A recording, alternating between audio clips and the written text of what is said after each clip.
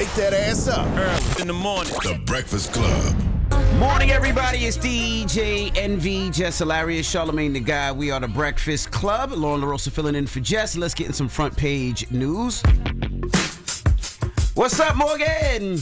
What's up? It's Friday, NV, Charlamagne, and Now, Lauren. before you jump right in, Morgan, I just want to say, Victor Wembanyama, he will miss the remainder of the season. They said he has a blood clot in his right shoulder, so he will miss the remainder of the season, NBA basketball. That's a big blow, especially to the San Antonio Spurs and the league as a whole, because, you know, he's one of the rising stars in the NBA. That's right. And Yeah, they just man. made that trade for Darren Fox from Sacramento. So they was going to be balling. Yeah, that was about to ball out. Yeah. Yeah, he was diagnosed with vein thrombosis, which is, like you said, a blood clot in the shoulder. Didn't Chris Bosh have something like that? Or am I tripping? What was Chris Bosh? I don't know. You look that up. I was going to say that. I believe that has set down some quite a few players Yeah, before. Chris had that. Chris Bosh had thrombosis. Oh, wow. Thrombosis. All right, y'all, let's get into it. So President Trump hosted a reception at the White House honoring Black History Month yesterday. So during the event, Trump claimed he received more votes from Black Americans than any other Republican president ever, while jokingly asking the crowd if he should run again. Now, the ceremony comes as the administration has been cracking down on diversity, equity, and inclusion initiatives, with Trump issuing an executive order last month ending the federal government's DEI programs.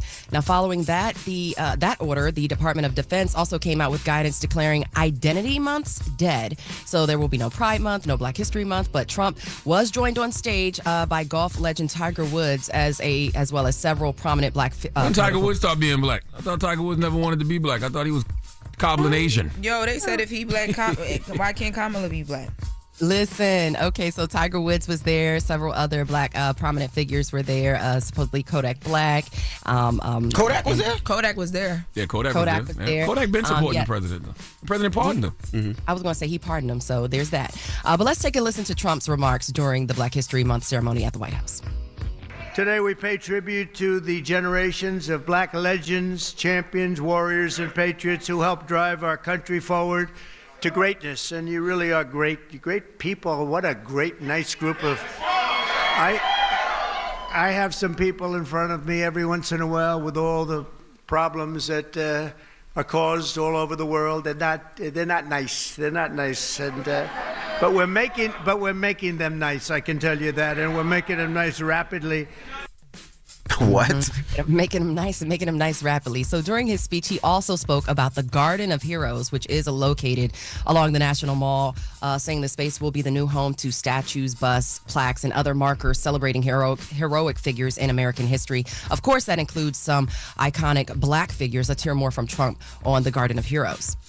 The garden will predominantly feature incredible women like Harriet Tubman, Rosa Parks, Billie Holiday, Aretha Franklin, and Coretta Scott King. And I will showcase extraordinary. It will be something very extraordinary. It's going to be producing, we're going to produce some of the most beautiful works of art in the form of a statue from men like Frederick Douglass, Booker T. Washington, Jackie Robinson, what a great athlete that was. Martin Luther King Jr., Muhammad Ali, he's not a bad athlete. What do you think, Muhammad? Not too bad. And the late Kobe Bryant. People love Kobe Bryant. You guys' thoughts? I mean, I don't. You guys have any thoughts? I don't really have any, to be honest with you. Like, All right, okay. so that's the Black History Month ceremony at the White House. So this comes at the same time the White House is marking 1 month officially since President Trump has been back in office. Officials touted accomplishments in immigration and the economy achieved by Trump since his inauguration. Let's hear more from White House Press Secretary Caroline Leavitt and White House Deputy Chief of Staff Stephen Miller with more comments about the president's first month in office. Today marks 1 month of President Trump's return to the Oval Office, and there is no denying this administration is off to a historic start. No president comes close to what Donald Trump has achieved over just the last 30 days. He has packed 8 years of transformative action, restoring this nation, restoring our laws, restoring fairness, restoring economic opportunity, restoring national security. Restoring is relative depending on who you are, but the National Economic Council Director Kevin Hassett and CEO said CEO confidence is at its highest it's been in years. National Security Advisor Mike Waltz also noted that the U.S. has been in a sea change in its foreign policy since Trump's return to office. So what do you guys think? I mean, it's been a month. We've seen a lot. There's been a lot of executive orders that have come down. A lot of those have also been blocked.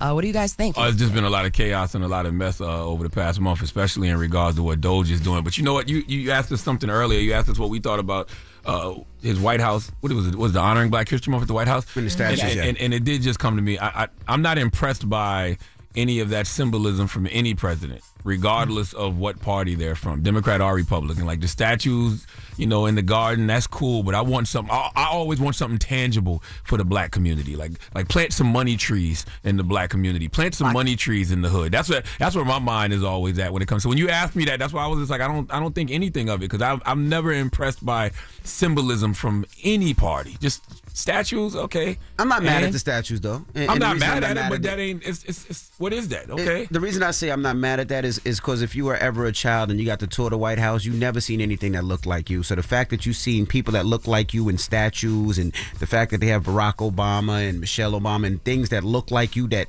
reflect where you're from, I'm not mad at that. Sure, but I always want something more for the Black community. I want something tangible. I want something that's really going to improve our condition. And you know what I mean? I hope them Black kids get there, because he don't like to include us in things. You remember, he's getting rid of DEI everywhere, and like I said, plant some money trees in the Black community. Plant some money trees in the hood. Like, give us something tangible that can actually improve our condition. Like I always say, like it was systemic things that put Black people in the position that we're in, and it's going to be systemic things that help us to get out. So that's where my mind is always at, regardless of who's in the White House.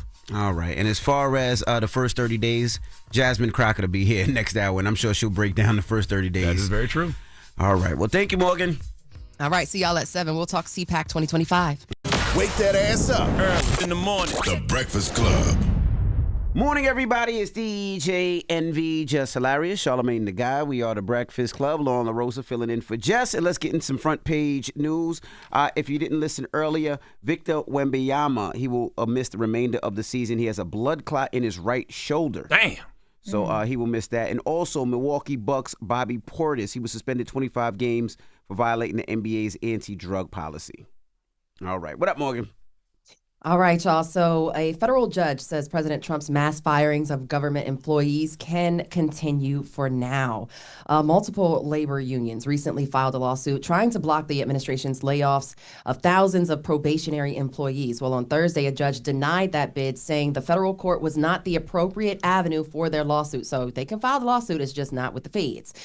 Despite the denial, the judge did indicate that he was sympathetic to the union, saying many of Trump's executive orders caused disruption and even chaos in widespread quarters of American society. Switching gears to the Conservative Political Action Conference, also known as CPAC 2025, that's underway near Washington, D.C. I believe it's at the Gaylord in Oxon Hill National Harbor in Maryland. Vice President J.D. Vance, he spoke, and he talked about President Trump's efforts to slash federal spending and at the political conference that bills itself as the most influential gathering of conservatives in the world. Now, Vance also spoke about Trump's efforts to end the war in Ukraine with Russia. Let's hear more from Vice President Vance at CPAC 2025. And I think all of us are sitting around and asking, what the hell have we been doing with the American people's money for the last 4 years? Let's turn off the spigot and spend the American people's tax money on the American people's priority. And that's, of course, been a big focus of the administration, too.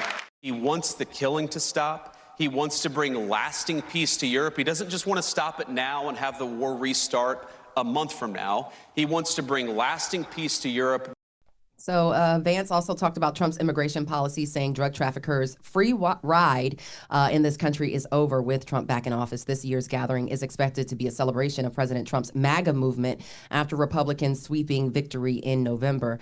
Trump is also scheduled to speak at the conference on Saturday. Other speakers expected to grace the stage are House Speaker Mike Johnson, Senators Ted Cruz, Rick Scott, and Border Czar Tom Homan. Speaking of which, Ukrainian President Zelensky says he did have a productive meeting with President Trump's envoy to Russia and Ukraine. In a post on X, Zelensky said he is grateful to the United States for all the assistance and bipartisan support for Ukraine and the Ukrainian people. Now, earlier this week, U.S. officials met with Russia to discuss the end of its war with Ukraine, and Zelensky's meeting with Keith Kellogg came a day after he called Trump. He and Trump went back and forth over those talks. Now, Trump called Zelensky a dictator without elections, while the Ukrainian leader Zelensky said Trump is living in this disinformation bubble. So the drama kind of continues, but we're going to ease back a little bit and be PC, politically correct. Bringing things to New York, Governor Kathy Hochul is deciding not to remove New York City Mayor Eric Adams from office, but she is putting limits on his power. Now, Hochul said she's troubled by the allegations against the mayor. She is proposing legislation to create a special inspector general to manage the city's affairs and give the city council speaker, comptroller, and public advocate independent authority to take legal action against the federal government. Let's hear more from New York Governor Kathy Hochul. Not just the initial indictment, but also the more recent allegation of a quid pro quo with the Trump administration. The state inspector general will be able to direct the New York City Department of Investigations. And the mayor will only be able to remove the Department of Investigations commissioner with the approval of the state inspector general. The Trump administration has said is already trying to use the legal jeopardy facing our mayor as leverage to squeeze and punish our city.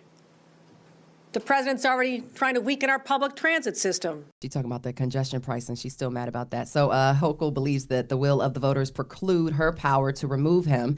She says she wants to expand funding to the state comptroller for city oversight. So she's going to limit the powers that be for Mayor Eric Adams. That's crazy. That's like... Yeah, you're not grounded, but you can't leave the house. That's pretty much what they're saying. Like, yeah, that's what it sounds we're not going to take you out, but we're going to watch what you do and limit what you can do. So basically he doesn't have full control as mayor. No, he does not. No, that will not be the case. So you might as well take him out. If he can't do everything he's supposed to be doing as a mayor, you might as well just take him out. This might be something because they're trying to push him to just resign. Yeah, I was going to say, it sounds like it could be a push to resign, or they push him out to resign. To your point, Lauren, absolutely. And just switching gears to another story out of New York, very sad. 6 upstate New York corrections officers are now facing murder charges in the death of an inmate caught on body cam. Now, the 6 officers charged with murder and 3 others accused of manslaughter for not stopping the December attack, where they were arraigned after a special prosecutor unsealed the charges on Thursday. Now, Robert Brooks was the inmate. He was killed during a vicious attack inside the Arce Correctional Facility. The state released body cam video around the time of the special prosecutor was appointed. It appears to show officers restraining, kicking, and beating Brooks and more. All of the officers had bail set at $100,000 or less. This is a developing story, so I will continue to keep you guys posted on this. But very, very, very sad. Let's continue to say his name, Robert Brooks. That's your front page news. Happy Friday, y'all. I'm Morgan Wood. Follow me on social at Morgan Media. And for more news coverage, follow at Black Information Network. Download the free iHeartRadio app and visit us at BINnews.com. Thank you. Wake that ass up. In the morning. The Breakfast Club.